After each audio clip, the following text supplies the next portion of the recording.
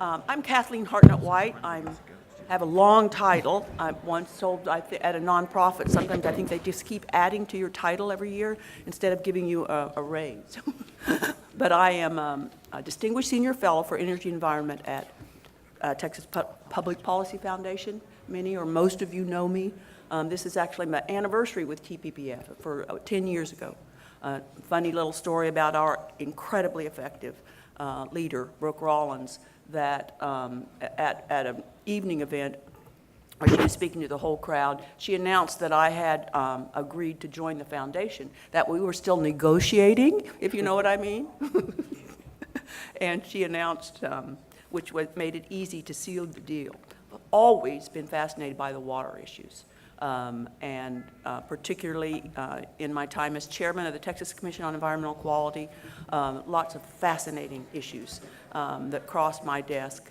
And we have today some real movers and shakers on water in Texas, key decision makers in a number of areas.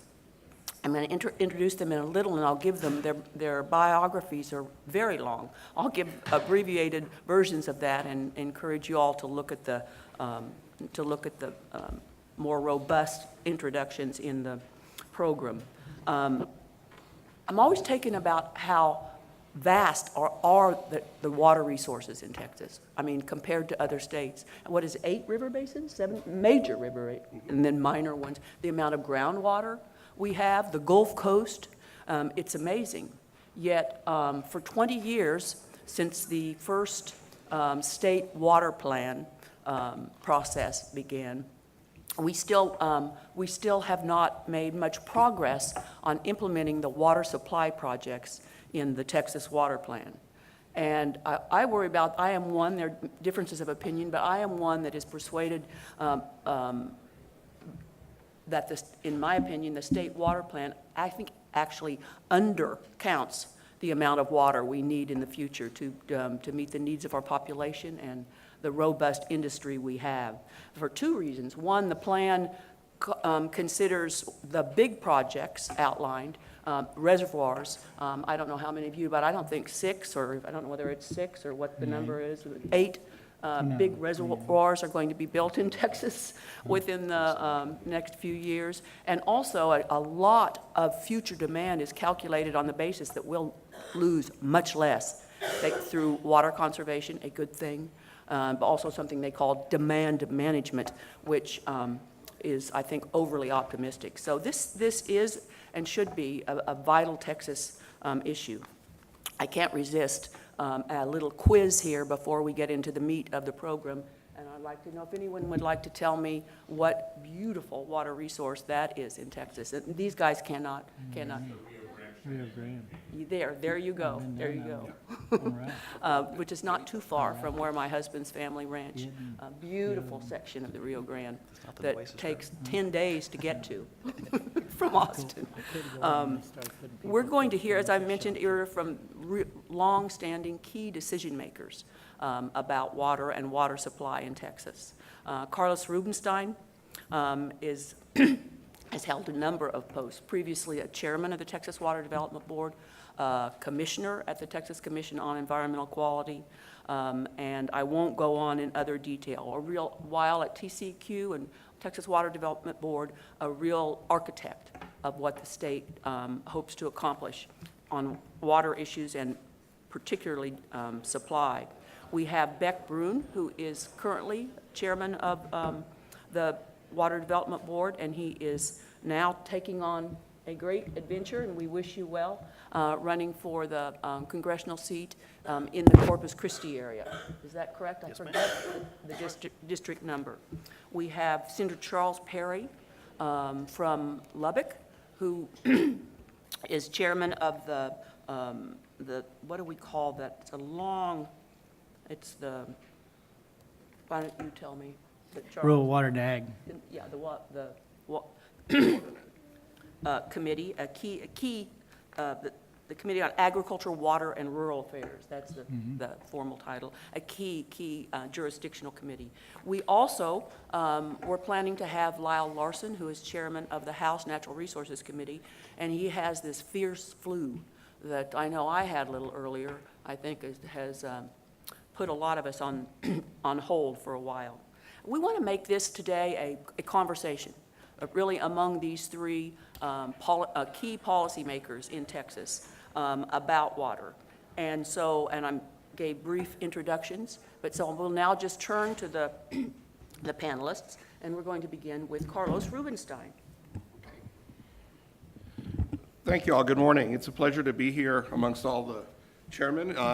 It's an honor to be part of this panel. We thought it'd be best if we just gave some very few introductory remarks and got into the panel discussion as quickly as we could. We know that we're up against lunch, and we don't want to intrude on that, and both Bech and I want to make sure that we utilize our time efficiently and get to Chairman Perry and be able to hear from him as quickly as possible.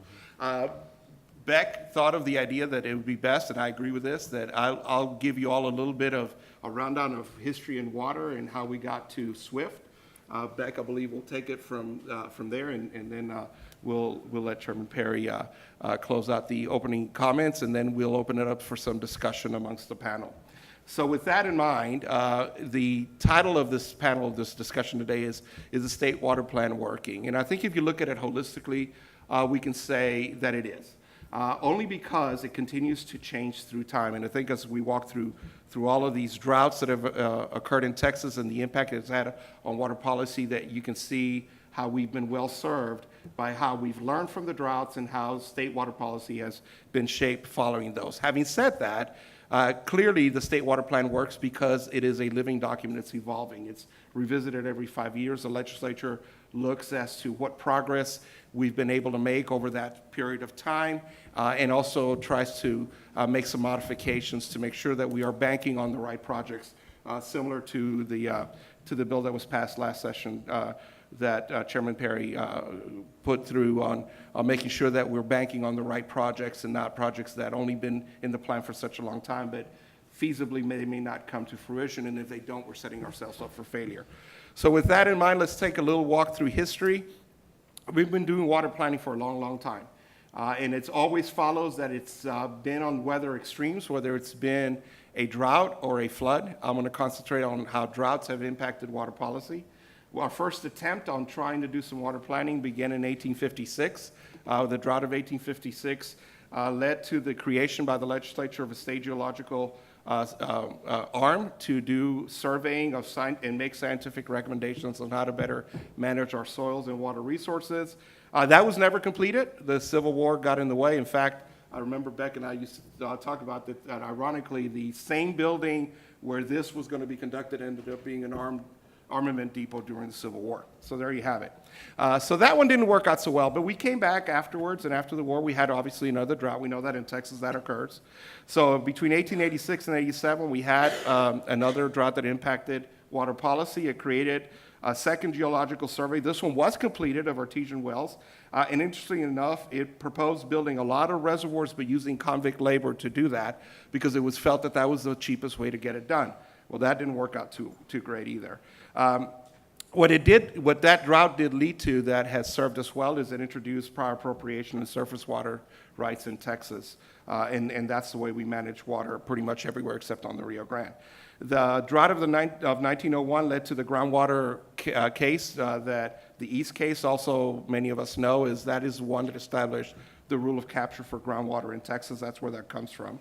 The droughts of 1909 through 1912 led to the creation of the Texas Board of Water Engineers, and it called for the centralization in the determinations of water right processes. We call that now the TCEQ. Part of what the TCEQ does is maintains that effort as well. The drought of 1916 through 1918 was a significant one. It probably, in my mind, is the second most impactful water policy change, second only to Senate Bill 1. That led to the establishment of the Conservation Amendment that gave the legislature a lot of authority as to how to better manage our water resources. It allowed the legislature to create governmental entities to develop water resources and build dams, and it has used that very, very well through time.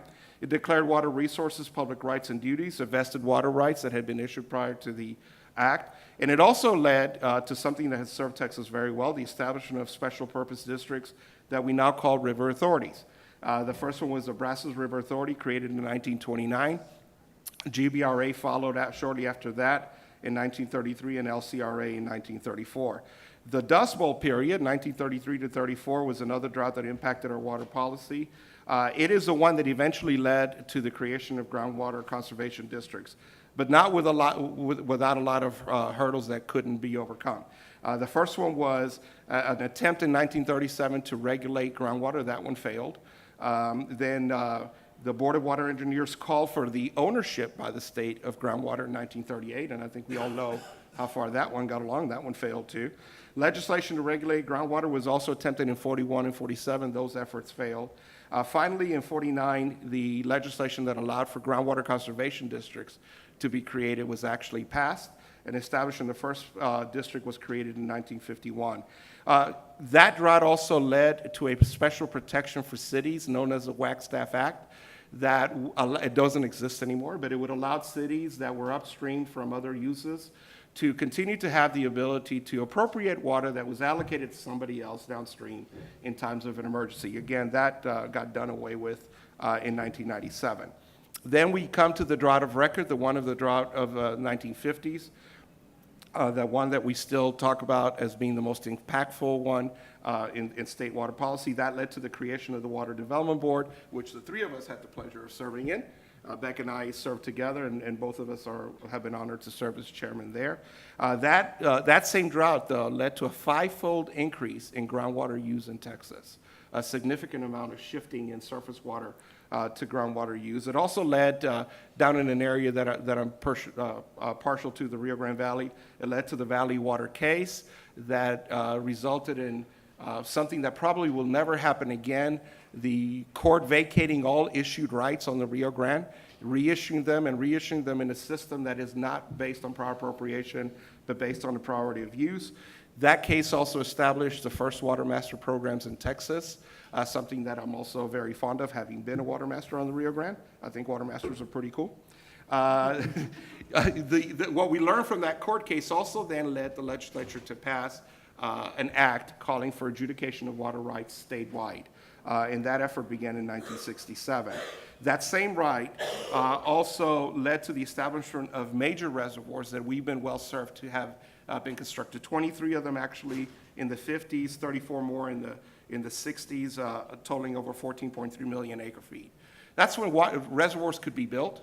I think right now the state water plan, I think, calls for somewhere around 23, 28. And I think you and I, at a hearing, you made the comment that in the lifetime of our children, that maybe 2 or 3 would be built. And I think I responded that in the lifetime of my grandchildren, probably no more than 2 or 3 would be built. And I agree. Reservoirs, I think, in my mind, are becoming increasingly more difficult to get constructed. Having said that, I think that leads us to applaud the efforts in North Texas to have Bodark being permitted. I think that we will be well served, but I think thinking that will be true of other reservoirs is, as you said, probably a bit too optimistic. Also, that drought of the 50s led into the first state water plan that called for moving water to solve all of our problems, moving water from the Mississippi River in 1968 to Texas. Obviously, that never came to pass. And then it rained, and we forgot about droughts, and then another drought visited us in 1996, and that led to what I think were the most significant changes in state water policy. The establishment of Senate Bill 1, 2, and 3.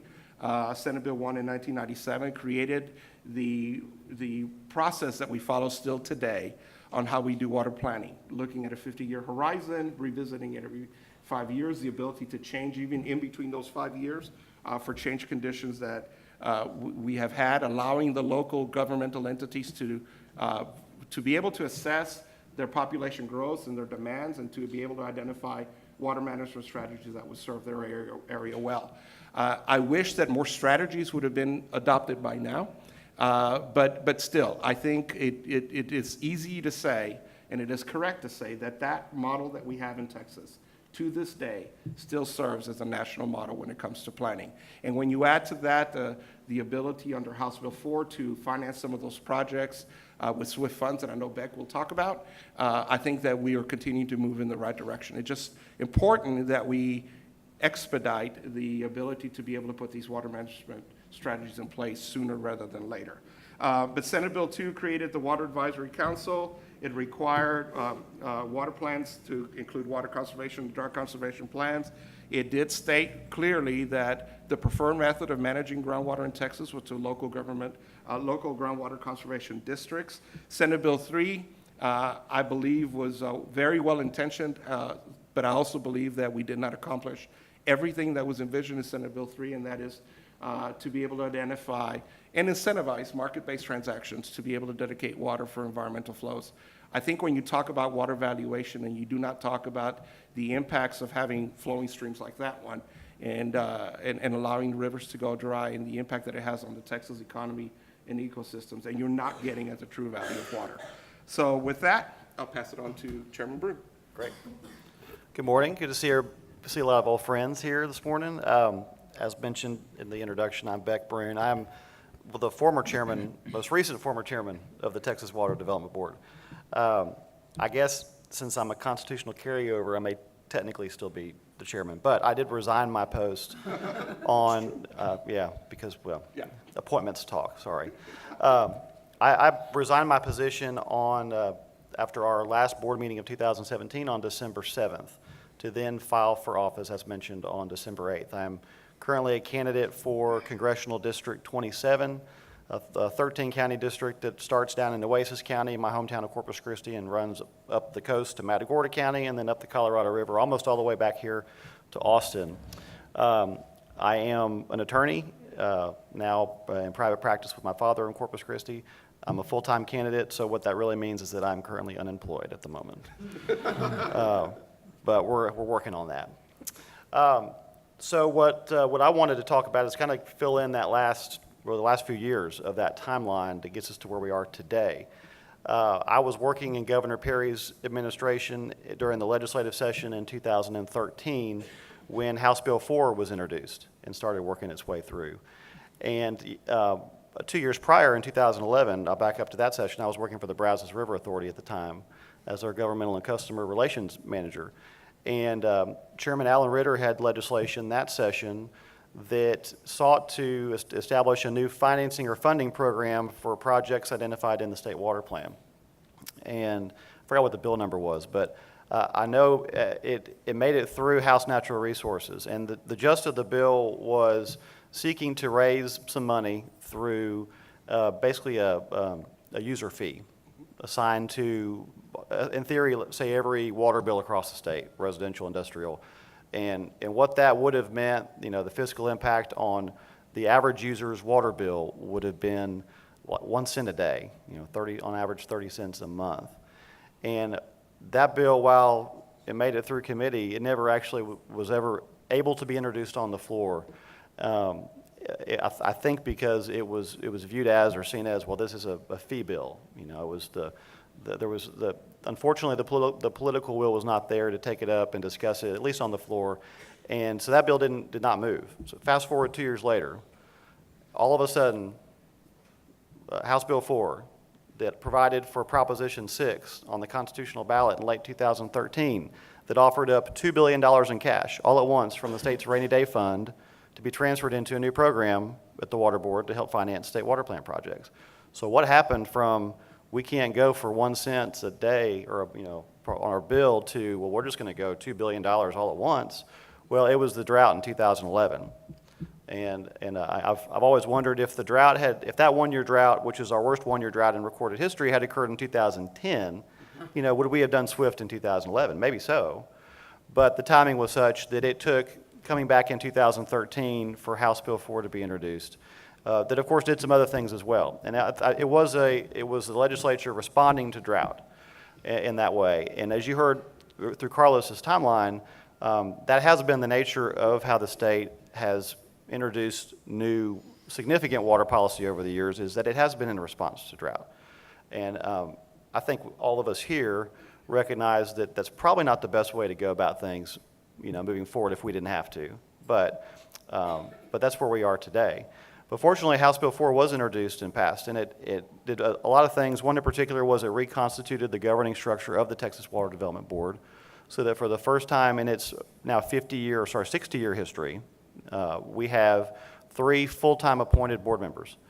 And the general view of the agency from many involved at the time that moved the legislation was that, you know what, we've got this agency that had been viewed as somewhat of a unknown, sort of sleepy state agency, but that had and still has significant financial capacity through its ability to issue state general obligation bonds and revenue bond authority to utilize AAA-rated programs to help finance projects and save the borrowers, or our customers in that sense, we're talking about the river authorities, the municipalities, those that actually are paying for water projects in the state of Texas, that this agency needs to step up and be more of a leader and be more involved in not just providing for a state water plan, establishing a state water plan, but getting projects funded and financed and moved off the plan and developed, so to speak. So that was where the three-person full-time board structure concept came up. And again, of course, it also provided for Proposition 6, which was put to the voters in late 2013, that passed overwhelmingly statewide. It was over 70% of the vote to move that $2 billion into the program that is now called SWIFT. Now, SWIFT is an acronym for State Water Implementation Fund for Texas. And the cardinal rule for any borrower, any city, municipality, river authority that would like to use this fund is that their project that they want to finance has to be identified in the state water plan. So all of a sudden, it elevated and provided that much more credibility to the plan itself, not just as something that we put together every 5 years and throw projects into, but as an incentive program to get folks to use the program, save money, and hopefully develop these projects faster. And here we are, 2018, where we went through 3 different years or 3 annual cycles of financing projects through the SWIFT program. And initially, in the early years, and when I know Carlos will recall when he was very involved in establishing the structure of this program, the goal became, or what we were trying to establish a structure for, as directed by the legislature, was take this one-time $2 billion capitalization and figure out a way to leverage it so that over the course of a 50-year planning horizon, at the end of 50 years, we can say or show that we have financed $27 billion of state water plan projects. And that $27 billion number comes from the 2012 state water plan. And so that was the charge. The program as it was set up and as it is today allows for the board to draw cash from the SWIFT fund that is currently invested by what's called the Texas Safekeeping Trust. It's under the purview of the Comptroller's Office. So they invest this money, it's earning income, earning revenue, and over time the board will be able to will gradually draw cash from that program to do things such as offer and pay for interest rate subsidies on revenue bonds that we sell for those borrowers on an annual schedule. I know that it gets pretty technical, and it's not, you get kind of bogged down in it. It's not, the sexy stuff to talk about. But that part of it is, look, it saves the borrowers a lot of money. The benefit is that SWIFT is rated AAA. It's each bond issue, we have to go out and seek ratings. And it being rated AAA versus, for example, LCRA. LCRA is highly rated, but the ability when LCRA financed their off-channel reservoir project through the board to utilize our AAA-rated financing meant millions of dollars saved by LCRA. They didn't use the SWIFT program, they used a different AAA because SWIFT wasn't up and running yet. But for example, a $234 million off-channel reservoir project that's under construction right now that will be finished, I believe, by the end of this year, they saved nearly $20 million by using the board's programs as opposed to them going on the market on their own. So it's been successful in that regard, in that thus far, first 3 years through SWIFT, we have financed, I believe, $2.7 billion of state water plan projects in its first 3 years. The goal was, again, $2 billion to 27 over 50. And we said, we're going to try to do $8 billion in the first 10 years. The board is on pace to far exceed that. And we have committed over $5.6 billion. We have the ability to commit financing for projects in future years out to a certain number of years. The project that Carlos mentioned, the Lower Bodark Reservoir, that just this week, after years worth of effort, finally was granted their U.S. Army Corps of Engineer 404 permit, so they can move forward. I believe, and I don't think I'm speaking out of turn, that the board's going to be, through SWIFT, will be issuing bonds for them in the coming months. And that project by itself is over $1 billion. So good things are happening. Projects are being developed. They are coming off of the state water plan and being put to use. There are still challenges and the realities of issues at the federal level, at the state level, that we're trying to tackle, that thanks to folks like Chairman Perry, like Representative Workman, who's here, who serves on House Natural Resources. Every session, there are new ideas, and we're trying to advance the ball and move it forward, and I know that we will. And when I will get into some discussion, I hope on the state water plan, because I think we probably do have some different takes on how it can be improved. I'm very, and I know Carlos and I are biased naturally because of where we were, but we went to regional water planning group meetings. We sat there and we listened to, and I feel like we really understood the type of work that goes on at each of the 16 regional water planning groups, the highly technical work that occurs when they're evaluating different strategies. Because a river authority, there's no incentive for them to just want to build a reservoir if there's another project that is more cost effective. And I know from experience that they are looking at all the strategies, and that's what they're tasked to do, not just through the planning process, but in their charter. And if and until the state starts paying for these things, I think in a sense, we need to give those regional water planning groups and those project sponsors, not the benefit of the doubt, but give them some credit for them looking at it what I think is generally the right way. But so in that sense, I'm pretty bullish on the plan and the work that's done and what it is today. I appreciate legislation that has been filed by Chairman Perry and others that seeks to improve the process. I appreciate when there is constructive criticism and discussion which is legitimate, that we need to figure out ways to make the plan more realistic, more accountable. I mean, as board members, we fully support that, and I know that the current board members, I'm sure, do as well. But overall, whether it's the state water plan, whether it's the SWIFT program, I can promise you there's not another state in the country that does it as well as we do in Texas. And that's not just me being a braggart as a Texan, which I am and we are, right? But I have had the opportunity to travel the country, to pitch to bond investors and speak to other states that are trying to figure out what to do. And I feel very strongly about how we do it here in Texas. And I'll pass it to Chairman Perry. Ditto. I mean, no. So I'll clean up a little bit. A few things kind of comes to mind. State water plan is better than nothing. I applaud the efforts, the energies, the thoughts that go into that. It's good to have a discussion, but I find more and more that we can, parallelization through planning can be a inherent problem with these type processes. So last couple of sessions, I think the 27, 28 reservoirs that's already been mentioned, those are not realities. If we're going to bank on a state water plan to meet our needs going forward, it should be reality. And there's hard decisions that have to come to grips with. If you can't put a reservoir what you've had in your plan for 30 years to meet your growth and future needs because of regulatory, economics, it costs more every day. Indecision has never been cheaper. Every day you quit deciding to do something, it's more expensive. And then when you couple the fact that Texas is rapidly becoming an urbanized state, where it once was very ag, very rural, very, property poor state in some levels. I've looked at public policy, and, I will tell you that water policy will rank right up there with public school finance distribution of dollars as to being the downside of one of the largest geographical areas of our state, as well as values and other things we hold dear, but most importantly, our state budget. So what we do in water policy is important because what we do in water policy affects two out of the biggest budget drivers of this state, water and energy, ag and energy. And both of those aren't in San Antonio, they're not in Austin, they're not in Dallas, they're west of I-35.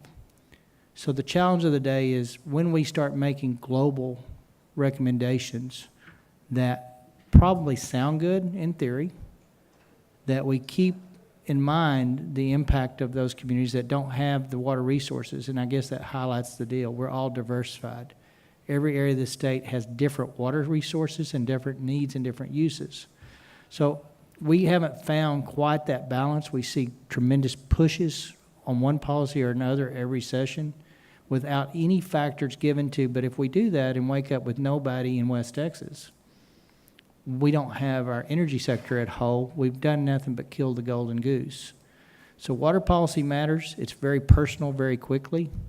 I've taken water personally. My wife and kids will tell me that if you open that bottle, it better go to the bottom before it goes to the trash. We don't price water. We don't value water. We don't appreciate water. Out of all the things we do in the legislature, water's the least urgent and is the least prioritized. And we will pay for that. Well, there was 532,000 people hit Texas yet last year is what the news said this morning. Interesting enough, 70,000 of them came from California, which I don't know if that's a good thing.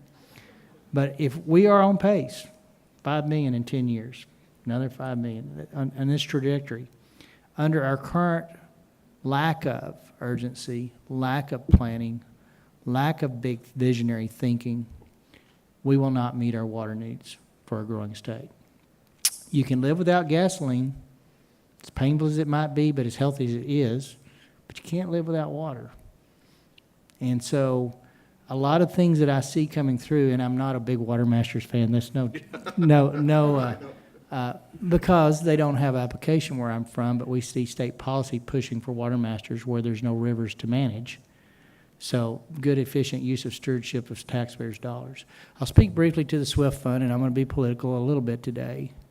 The SWIFT Fund helps that very group of people west of I-35 that I just mentioned because they are able to dovetail, tag, or attach to AAA-rated big municipalities that probably honestly don't need state's AAA because they're probably AAA. So it's built around the premise of helping out your colleagues out here and making better use of state credit ratings. But there's a last session, and it's still ongoing. We're having the interim over it as we speak, basically, to whether we add the Buy American to that water fund.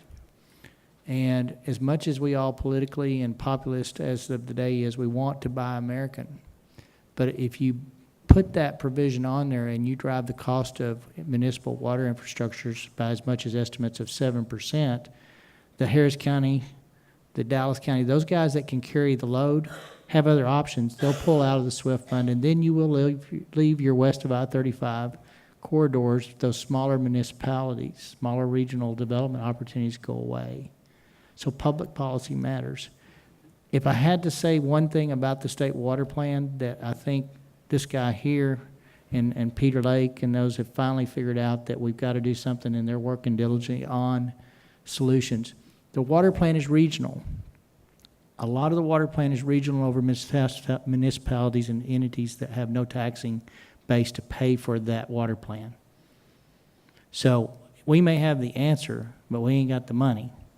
And so regionally, though, as a group where you combined taxing jurisdictions of multiple jurisdictions, cities, other entities that need that water in that region may be the answer to obtain the funding. But one single city may not do it, but whereas you can regionally finance that. So Bech took it seriously, and Peter's working on it, and I think that at the end of the day, we'll come up with some finance vehicle. The good thing about private sector, if there's a need, they'll find a way to fix it.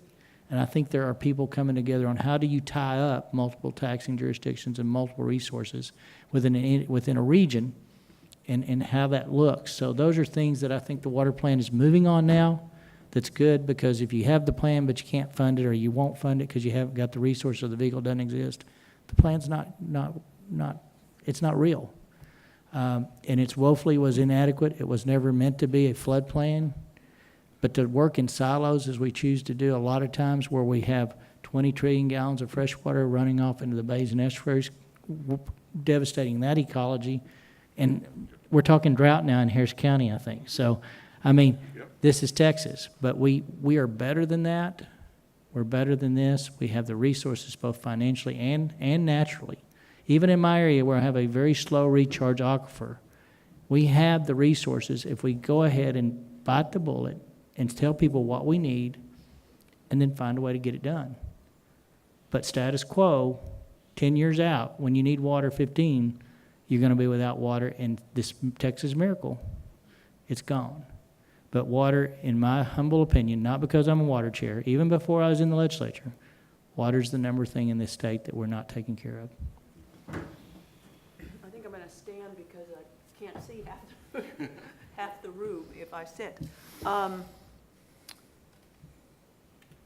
going to take a little different perspective, lift up some other issues. Senate Bill 1 that we've talked about, which is, and it's kind of a meaningful time, 20 years ago, to assess the value of that plan. In addition to the planning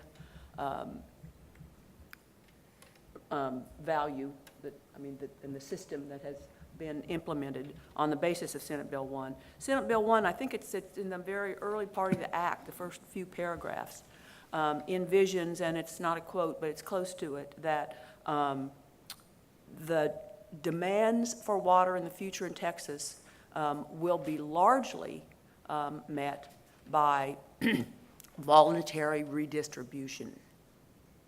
That is, I think, code words for water markets, but by the free exchange between people who have water will transfer those to others that have a higher value for it within a market setting. And at the time, I was in my early years on the Water Development Board, there was a real sense in Austin of that, boy, we're going to have vibrant water markets in Texas, and various businesses established. Didn't happen. Has not happened. I think it's fairly to say, as far as there's some that goes on, but it's not a major driver in Texas efforts to meet increasing demand. And I'd like to really ask all the panelists if they might comment on that. And also, I will promote a little bit the importance of this issue. And Carlos and I and several other people, and whereas Megan Ingram, who works with me and did a great job, a paper on water markets and the role it could or serve in the as a perhaps less complicated and costly way for the state to develop water resources. And it has been done in other states. You know, it has been done without, I think, some of the controversies that surround water marketing in Texas. So I would just lift that general I'll take it. issue up. So I would say that it does happens in my area all the time. A surface area of 1 acre without water is $200 an acre. A surface area with water can go as high as $3,000 an acre. So there's your free market. If you want water on the aquifer up in my area, you'll pay anywhere from $2,000 to $3,000 an acre to have water underneath your property.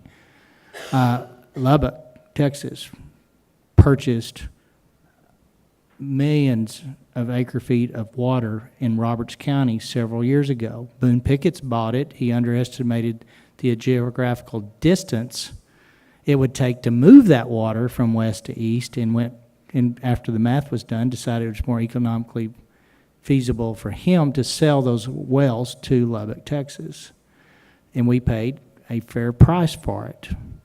So the ability to develop and make water is there. What the bigger discussion is, and the one that's a little contrary to, and it's one our Supreme Court honestly walks on a razor blade. They say it's rule of capture, and if you set on it, you can pump it and use it as long as it's not wasting and wantful. And as a private property state, which Texas is probably the only one in the country that has private property over water, that's something we hold near and dear to our hearts.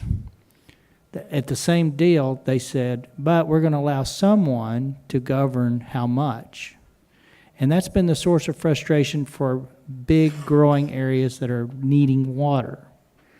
But I'll go back to my initial comments. Where does public policy go when you suck one area dry under the banner of private property rights, their right to do that without a DFC, without a water district.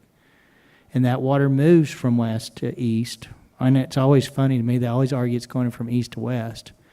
But it's the same argument. So when you devastate, this is where the state, when you devastate an economy, because under the technical rule of capture definition, that landowner is subject to the biggest pump next door, and those move out of your region, is that the right public policy? So at some level, we have the right balance. Do we have the groundwater associations, conservation districts that have gotten out of their box? Absolutely. Last session was dedicated to science. The session before that was science, and over the interim, we're still talking about science. Don't restrict my use of water if it's not based on scientifically based data to tell me that restriction is valid. So I don't have that answer. I just know that if we don't quit talking about moving water, which I think is a viable discussion and one we will need, but we need to be talking about moving developed water that we're not currently tapping. And what does that mean? It means we have unlimited availability of water in large sections of the state that because of, quote, the perceived cost of development, we're not going to do it. That's a crazy discussion to be having. In Lubbock, Texas, we pay $6.56 per 1,000 gallons on average. I'm told we're $2 to $3 more than most municipals on that because we bought water fields and we built pipelines and we built a reservoir down at Post and pump water upstream. It can be done. Smartest use, maybe not, but it was done and it is useful. I'm told that $9.50 a thousand gets you a desal plant for seawater. Now, I don't know if that's true or not, but I don't care if it's $10.50. I don't care if it's $20 a thousand.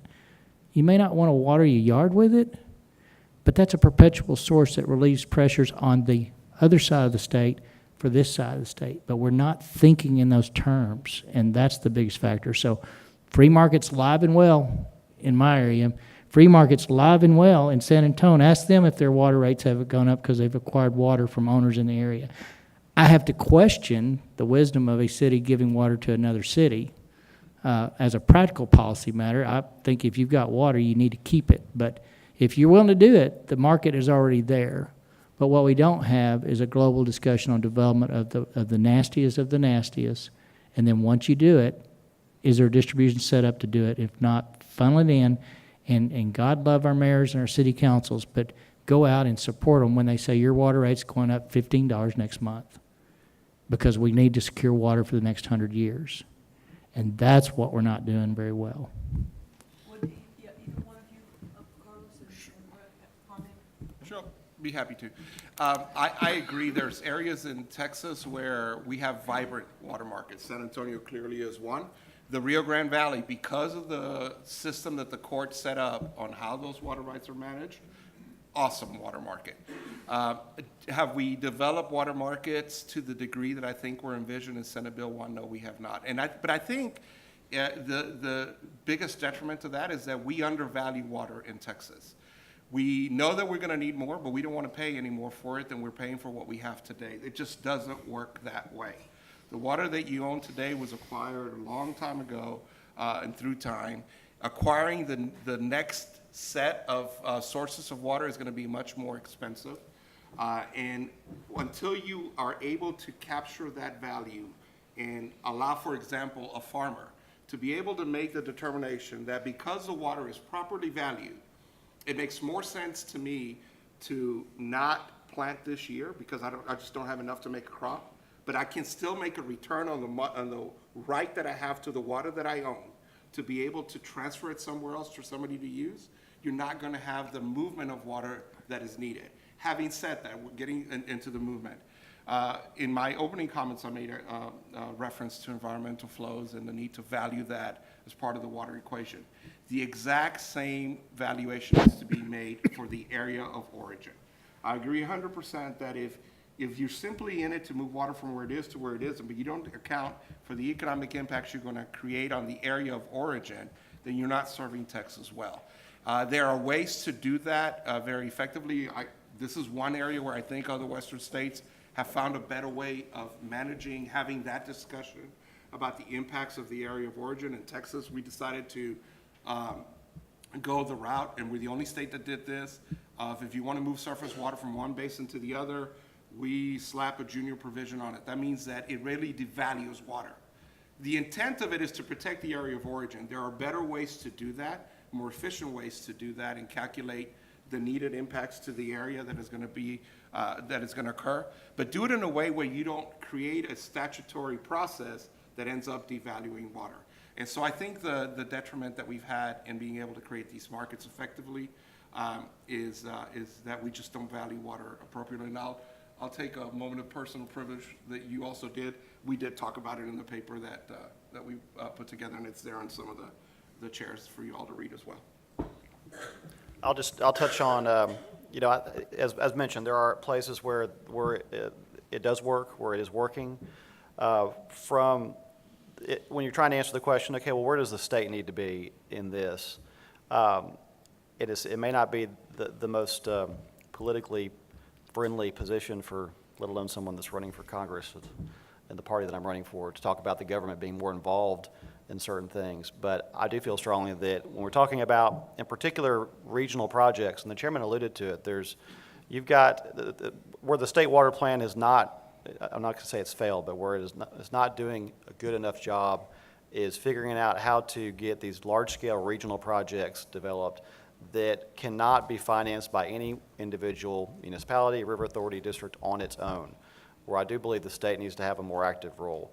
And if we sat back and just said, well, we'll let the free market go forward and work itself out, and we have another drought like we had in 2011, that heaven forbid goes longer than 1 year, as a state, we're in big, big trouble. And we can't just let Wichita Falls, run out of water. And we can't let Corpus Christi which if not for a pipeline that was built 20 years ago would have been out of water in 2011.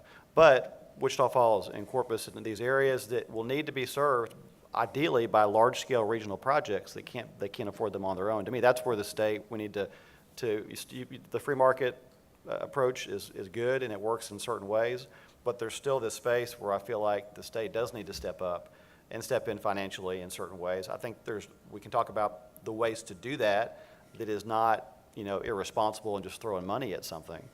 But to me, that's the struggle and where the state needs to step in and be more involved.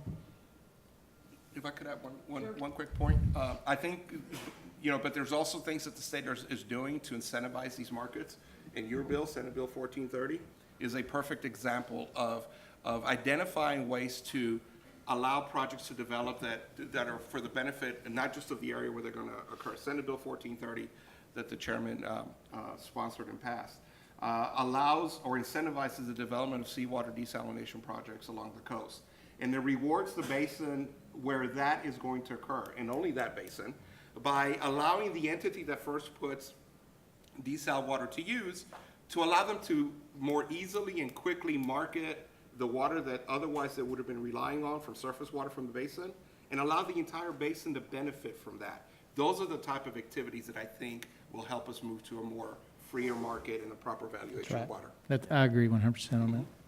I'm going to raise the flag of the value of the markets here just for a second, because perhaps not surprising, working at TPPF, but in case you haven't followed this,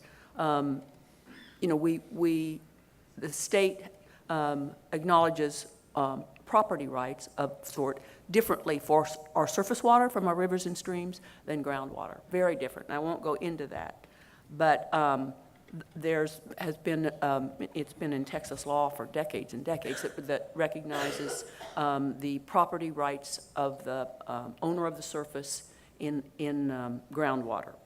As the years went by after Senate Bill 1 and the work on developing the plans and this assumption that water markets would begin flourishing in Texas, and it didn't, legal questions arose about what's really the scope of the property interest in groundwater to the landowner.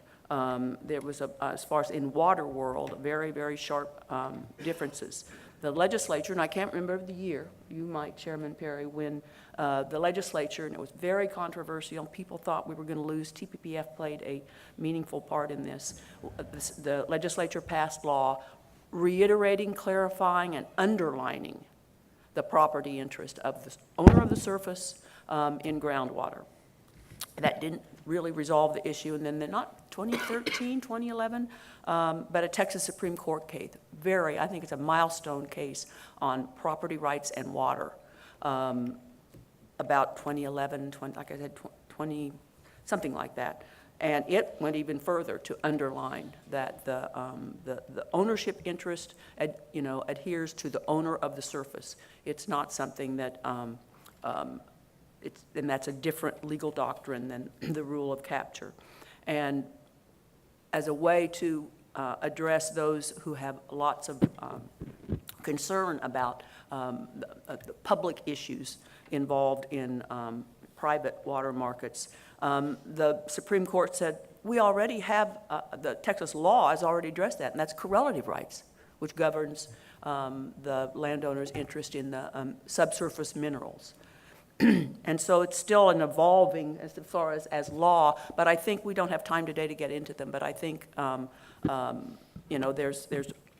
there's other issues as far as, the effectiveness of the Texas Water Plan and groundwater development that I think there are regulatory obstacles in some of the groundwater districts. So to date, if an individual wants to buy the water on a surface level owner's right underneath, if he's got enough money, he can literally buy every inch on top of the Ogallala water for, today it's available to him if he wants to write a check for that. And then if he can choose to distribute or sell it anywhere he wants. So the market obviously hasn't gotten to a point where the check's small enough that he can turn it for a profit, or we had already sold off the aquifer. Yeah. And Oil and gas. sure. And again, what was my other comment? We can live without gas, but water's a little different animal of a public policy matter, I think. Just a little. I can ride a bike, but I can't live without water very long. I think the legislation you were speaking to is probably Chairman Fraser and Senate Bill Yeah, it was 332 true. in 2011. It was that vested term, that the term vested gave a lot of people heartburn. On our surface waters, and this, I'll lay this at the feet of the state. Our surface waters have not been remapped. The maps of the surface water, how much is in them to appropriate, if not over appropriate already, have been updated since the 90s. Is that 97? So I would argue that we're a whole different state than what we were in 97, either in population or development areas, and to not know what's in the river to appropriate or if it's over appropriated is irresponsible to make policy that grants different rights and different structures in that river until we know what the new area of development has cost in river flow. And we have asked for the last 2-3 sessions through appropriations. We did get 3 rivers, but we've asked, it's not that big, it's money. I think it was $8 million, and we didn't get it all. But until we get our maps updated as to how much water's in the rivers to appropriate, if not over appropriate already, I will not, as a chairman, propose legislation to move water somewhere else until I know how much I got to move, plain and simple. And I like to echo that and add to that statement. There is no question that the reliability and accuracy of water availability models, both surface water and groundwater, is crucial to proper planning, and I applaud your efforts in trying to move that forward. You cannot make adequate decisions. Look, folks, when I sat on the commission, when you did as well, when we had to make decisions on emergency curtailments of water, based on water rights that the state had previously issued on a firm yield basis that, quite frankly, no longer materialize. Those are tough positions to be in. And I will add one other potential area for conflict. It is, we understand groundwater and we understand the rule of capture, and that's the law of the land, and that's just the way we have to manage that aspect of it, and we understand how surface water is. The area of the next conflict is going to be in the interface between surface and groundwater. Whose water are you pumping? If you're punching a well next to a river and it's the underflow of the river, that's state water. And you need a water right to do that. And you're affecting all the water right holders and users downstream. By the same token, if that water is needed to recharge the aquifers, you need to understand the critical nature of allowing that to continue for the sustainability of those streams. And I think that effort and money is going to be needed and dedicated for a better understanding that surface groundwater interaction area. You see it in the San Saba. It's just a conflict that's going to be, in my mind, potentially growing in other parts of Texas as well. And we're going to take some questions from the audience, and I can't resist one last closing personal comment. It took decades for a really workable body of law on correlative rights in subsurface minerals. We have a working system. Those are now all those many legal conflicts in Railroad Commission rules on all of that. But it's worked quite well, and I think we feel an urgency to resolve some of these issues rather than watch for 50 years litigation over correlative rights in groundwater. But it has been very effective in oil and gas, and different states have. Colorado comes to mind, has a way in which they have managed groundwater. So I still think that's a live question. Okay, now those, does someone has? Okay, just basics for some of us who aren't at your level. Who's primarily responsible in our local areas for providing water to homes? Is it a public entity or a private entity? It's probably a public entity, but there are some So if you're not variations. I'll let, like I'm on a private well, but I mean, there are people in our area in bigger subdivisions that are getting water provided to them, and I'm assuming it's a public entity. Does that sound right? In most all cases, it's a public Public entity, but entity. you do have private investor-owned utilities as well, whichever issue it is, particularly if they own a certificate of convenience and necessity, that gives them the monopoly, the right to service that area. That also comes with an obligation to secure the water and provide it, because if they fail to ever do that, it puts that right to service that area at risk. So there's the incentive for them to do it. But more often than not, I would say it's a public entity, but you do have some private investor-owned utilities that do that. Could you speak to something that's happening? I know not just in our area in the Hill Country, but other parts of the state we've had a lot of ratepayers real upset about, is public-private partnerships, where the public entity is selling the right to that water to, like you're saying, some kind of a private service provider, and our rates triple, like overnight, and they've got a monopoly now for another however many decades to just put the screws to the ratepayers. Well, for water. you need to look at the fundamentals as to what allowed that to occur. I'm really familiar with public-private partnerships, and having been a city manager in Brownsville with a municipally owned utility, I understand that side of it as well. I think it comes down to understanding in each unique situation the level of investment that has been required through time to maintain that utility. One of the things that we don't do well from the public But side. why can't the city or whoever's providing the water just continue to provide it? Why are they giving these private companies a monopoly and then screwing the people? I'm getting to that. Let me get there. Again, I rent a city. I know how other cities run. Sometimes when you bid out a project, in fact, the majority of the time when you bid out a project, you look at what is going to be the lowest bid to deliver that plant. You don't look at the life cycle costs, okay? What is it going to cost to build the plant? And I want the lowest bid so that I don't impact ratepayers. I'm a ratepayer. I don't want to pay any more than I have to, right? You have to then build in the life cycle costs. What's it going to cost to operate, maintain it, service it through the life of the project? The project isn't just the 2 years to build the plant. It's the 30 years you're going to have to maintain it. It's the system to distribute it. So you're not just paying for a liquid or a drop of water, you're paying for the whole system. Regrettably, in some instances, some municipalities will shift some of the utility revenues away from the utility, and they'll shift it for general operating costs. Doesn't happen everywhere, but it does happen. And it's not the exception. Let's just put it that way.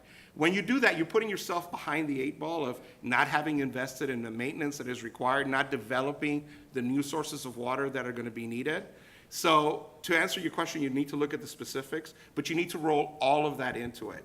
How have I managed the system? Here's the reality. If you have a well-run system, that you have the enough resources and revenue to manage it properly, right? And you've maintained it adequately, then you're probably not going to see the rate variations that you're complaining about. Whenever you are rapid growth, Behind the 8 ball. you know, or the other side of it is, you know that you've had rapid growth and you're competing for revenue to build and expand your system, but you are competing with other interests. People also want parks. People also want roads.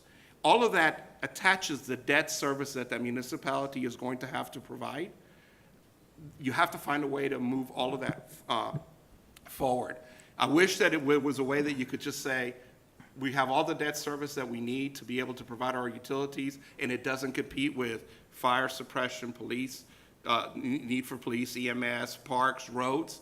It does. You have to build it all in, and each unique municipality or entity is going to find itself with different debt pressure burdens. So- at the end of the day, when you balance all that out, it may make sense for a public-private partnership. So- You can't say it that it's true all the time. So in a nutshell, private sector comes to you and says, we got 10 billion worth of capital we want to invest. They're not borrowing their capital, it came from the stock market. And we're going to come in and fix all your needs. And the city they're talking to needs a new plant, new infrastructure, TCQ, EPA, they've all fined them because water quality's diminished to a level, they got to fix it. It's more than $1 billion and their bonding capacity is 500 million.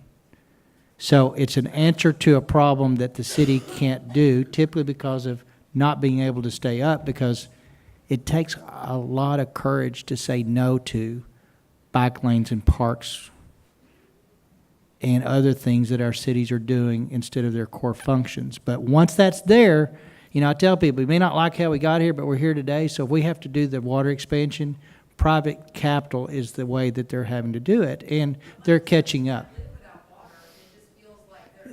That's a different, well, no, I would call that free market, honestly, at that point. Yeah, but you should be mad at the private sector that's got an opportunity to invest and make a 6 to 8% return on their capital because they've got the capital. You should be set up with your city government that over the last 30 years, they didn't incrementally shift $2 to your tap every month to keep you engaged on so that you don't have to make those all or nothing decisions. And the state's no different. We do this a lot. You know, we have to prioritize between Medicaid growth and all those other factors. And then when the crisis hits, now we're in a crisis. Oh gosh, we got to go spend $50 billion. I mean, it's just the public is unforgiving, and the legislative elected officials are not willing to test the public. I have found if you tell the truth and tell the story and tell someone, if I increase you $2 a month for the next 5 years, that guarantees we have capacity for the next 50 years, most common sense people are going to say do it. But we don't have, one, long-term vision, and two, we don't have the elected officials that put it out there that way. We have someone that's been patiently waiting to ask a question.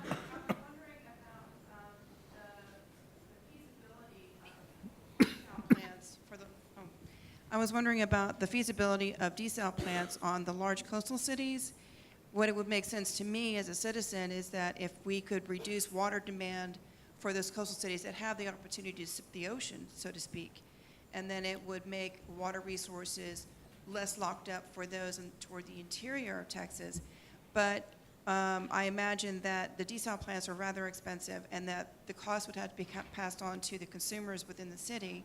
And so that's probably been a prohibiting factor for those cities. Would the state be an agent to enlist in aiding the cost, recouping those costs of building those infrastructures that would ultimately benefit the influx of the citizens that are going to be coming, you know, for our future water demands? And I just wondered if that has been discussed, what the political climate has been at all for contemplating the future of desal plants along our coastal cities. I think we've got one current construction. We've got, I think, 2 on the drawing board. Is Corpus is underway? There is a nearly almost completely constructed desal plant in the Corpus Christi ship channel currently that, it's kind of a long story short, it was part of a plastics plant that was under construction that the parent company ran into some financial issues. Now the plant's going through a bankruptcy proceeding, assets are being auctioned off, but somebody will own a desal plant in Corpus Christi in the very near future. And it will be the first time we can say in Texas and have an example of seawater desal being put to, in this case, industrial use, but seawater desal being put to use in Texas. And we do have, most people don't realize, we've been desaling, what, 200? Is that About fair? 200. About 200 desal plants across Texas, specifically in the energy sector. They reuse that water, some of the private sector, the oil and gas industry, and I've been pushing on them a little bit. Some of that stuff's proprietary, but they're getting to be a little more free with their maps, their geology, and their processes that could be scalable. And back in my area, we've got tons of brackish water supply that would answer a perpetual need for a long, long time. But we might need a $2 billion, 50 million gallon a day desal plant. What people get confused with when you say it's brackish or nasty water, it's just got to be above 3,000, and it starts people can drink 3,000 parts per million.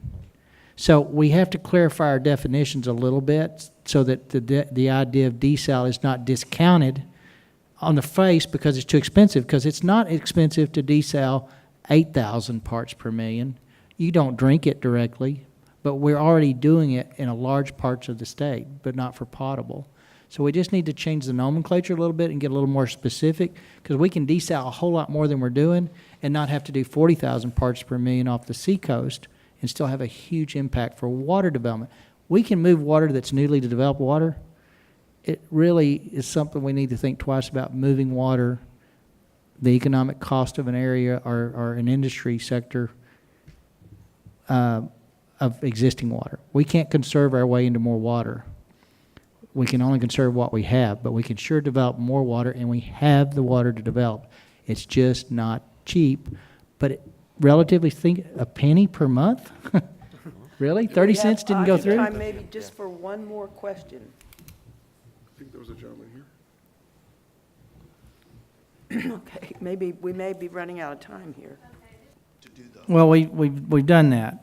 Crimwall up in Lubbock, there's probably 25 municipalities on that pipeline. They're all sharing the cost of that development. So that's been done since the 90s. It's been around forever. And it works great. So it speaks to several concepts. We need regional funding mechanisms. You get the funding regionally, you can just about develop anything you need for water resource going forward. You did mention something we didn't have time to discuss, evaporation. As we've talking about these reservoir developments, people, our best course of action is to store that water in the ground for future reuse so that we don't allow more go up in the air every day than we use. So that's a whole different discussion, and it ties into flood planning, which we didn't even get into. Water is king. We need to be talking water. Well, just to add to that real quick, though, and I think what you're alluding to, and in general, one of the main impediments to getting a solution, for example, out in West Texas or in Ballinger, in that area, is Friday night football. I mean, it is these communities historically that Friday Night Lights. I mean, it's the parochial rivalries, and to me, the way to address that, and the chairman mentioned success stories of where we have formed regional authorities and districts, is that if the state can come in and put some money on the table, then all those communities in that area might be willing to come sit around that table and get involved in that discussion. And it may not need to be a huge amount of money. You got to do it in the summer. Yeah, when it's dry. It probably is not going to be ultimately going to be just financing terms, the lowest rate. I mean, I think in certain areas, again, going back to an earlier point, the state needs to be more proactive in putting some money on the table to provide some regional solutions. Thank you all. I thank all.